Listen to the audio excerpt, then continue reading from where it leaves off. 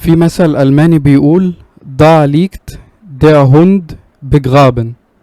المعنى الحرفي للجملة دي يعني هنا في كلب مدفون. بس معنى المثل ده في الكلام بيتقال لما تبقى عايز تقول أنا عرفت أصل الموضوع أو عرفت المشكلة فين، يعني لقيت الخلاصة أو الحاجة المهمة. الكلب من أكتر الحيوانات اللي الألمان بيحبوها وبيحبوا يربوها. في كتاب اسمه معجم الأمثال الشعبية الألمانية، في 20 صفحة لوحدهم بس للأمثال اللي اتذكر فيها الكلب.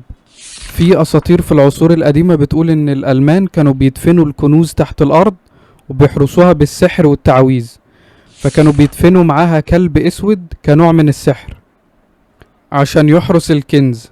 فلما يتعرف إن في كلب مدفون هنا معناه إن في كنز في المكان ده، فمن هنا طلع المثل ده، الكلب مدفون هنا، يعني معناه ان هنا الحقيقة او الحاجة المهمة. فممكن في محادثة عادية يتقال المثل ده Warum fühlst du dich immer müde؟ ليه دايما حاسس بالتعب؟ Ich schlafe kaum 4 Stunden pro Nacht, da liegt der Hund begraben. ما بنامش ال4 ساعات في اليوم ودي هي اصل المشكلة.